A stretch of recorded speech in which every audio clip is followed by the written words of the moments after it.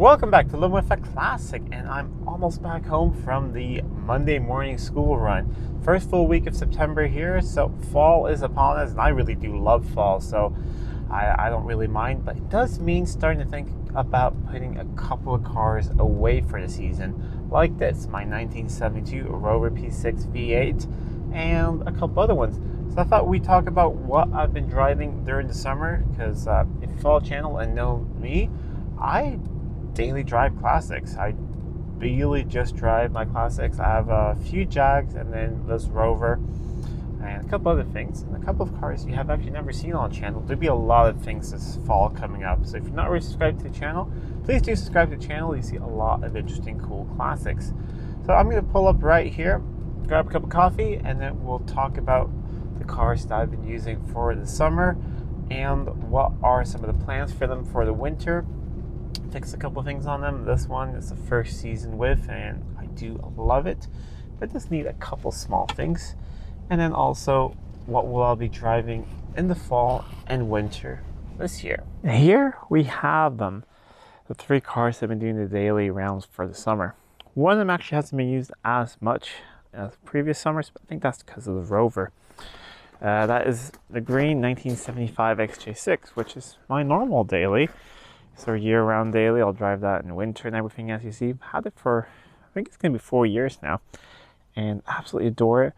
But yeah, it had some slight running issues, which ended up being just water in the fuel. And then just around that same time, I got this thing on the road, and then it felt, you know, it's always fun to try something new and drive around in something new. So I ended up driving this thing a lot.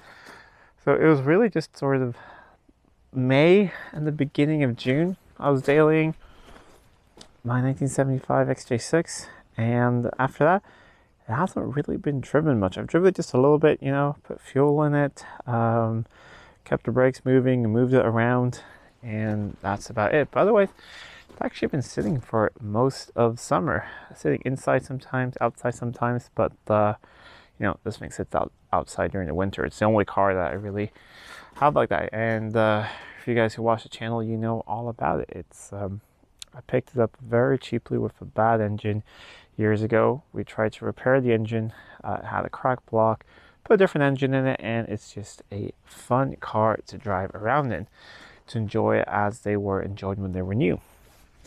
But don't worry, there will be videos and things coming up on this thing pretty soon. I have a new fuel tank to go in on one side.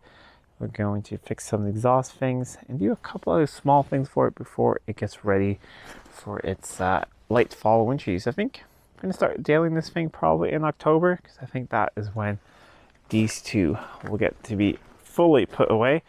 But right now they're parked up here. It's supposed to be nice weather for a couple of days. Otherwise I have them, of course, inside and covered. But yeah, this has been the beginning of summer. I've driven this quite a bit.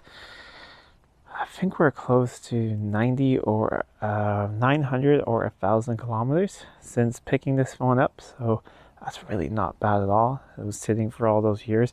It's been running beautifully the whole time. And let me open up and show you. It hasn't used any coolant. It hasn't used a drop of oil. Oil is still nice and clean in it. And let me just get this open. That's been running really nicely. No leaks or anything like that. I do want to smarten up the engine bay a little bit, do a couple things, but it's just been really good. It's been just one of those classics you get in and go.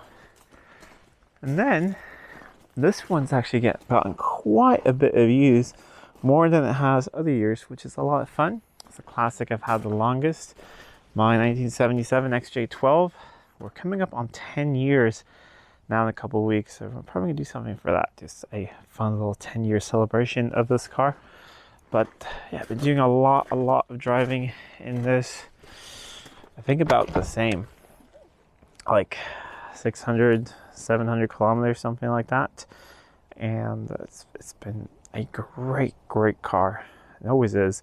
It's great with the climate control and AC and all of that. Big V12 is nice and smooth. And so it actually has been doing the daily rounds. It's been doing them really well.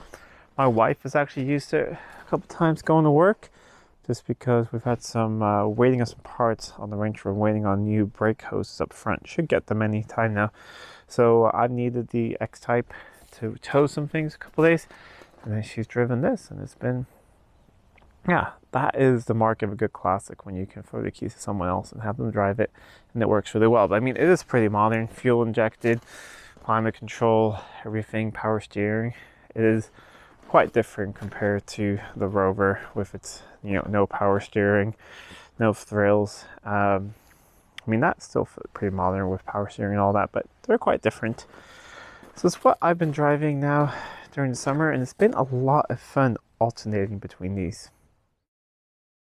So let's talk about the plans I have for these for the winter. The Rover is sort of the new kid on the block, but it needs some things.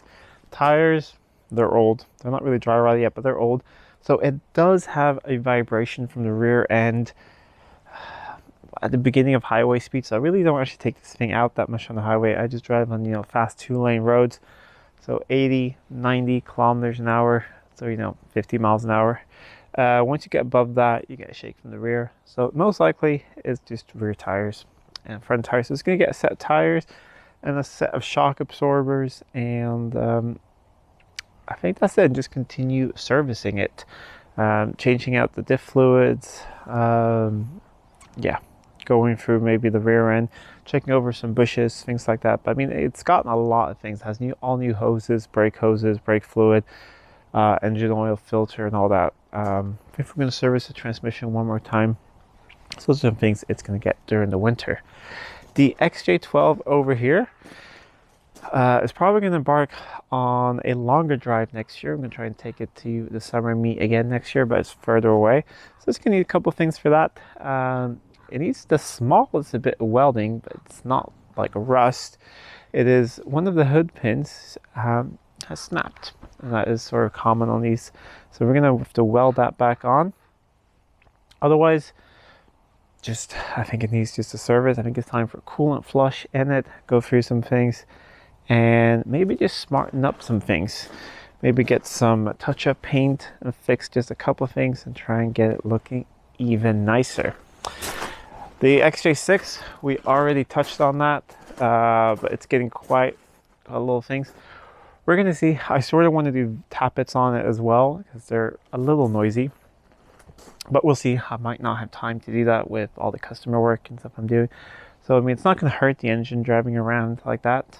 It's just sounds a little bit. So we'll see if I attempt to do that before the winter season or not. Because, it is a great car to drive when it's nice and cold. It's absolutely lovely. It's good in snow and everything as well. What I do is I try to avoid salt. We really don't have salt up here on top of the mountain. More when you go down the highways. So when it's really salty and stuff, I avoid roads with salt. Keep it nice and clean. And so far, no rust or anything has appeared on it. So it seems to have worked really well. And like I said all along, if it does rust, we'll get the welder out. We'll fix it. We'll put it back on the road. We'll continue driving it, because it's a lot of fun having a classic every day. And that's one thing I have noticed is it's really interesting. I haven't really forced it on my kids or anything, but they really love riding around classics. I remember one morning we were going to go in the X-Type instead, because I thought, it's just, it's better on fuel and it was easier and stuff. And no, they wanted to go in the classic. So I tried one day to go in something else. So that's why we daily drive classics as well, because they absolutely love it. I have a 5-year-old and a 2-year-old, and they just think it's a lot of fun. We took this thing today, and my youngest, my 2-year-old, has just learned to say some colors. So he was really excited that we're going in the red car, and he kept saying red car all the way there, which is a lot of fun. Anyways, a little bit of a rambling, but it's fun to do a little bit of a touchdown, or, touch base on what's going on and what's been happening during the summer, because I've really just been filming a lot of work. I've done the workshop, been really busy with customer cars, but don't worry, we've still been driving the classics. Maybe we'll try and do one car meet or so before they all stop for the winter. We'll see what happens with that. It's all a matter of time, kids and all that. But if we do, I think we'll take the XJ12. Rover's gotten a car show. That thing gets car shows in the winter. So maybe, but we'll see what happens. Anyways, if you like this video, please give it a thumbs up and share it with friends. If you're not already subscribed to the channel, please do subscribe to the channel. It really does help out a lot. And go out there and drive your classics. Till next time, I'm Adam. That's Living with a Classic. I'll see you soon.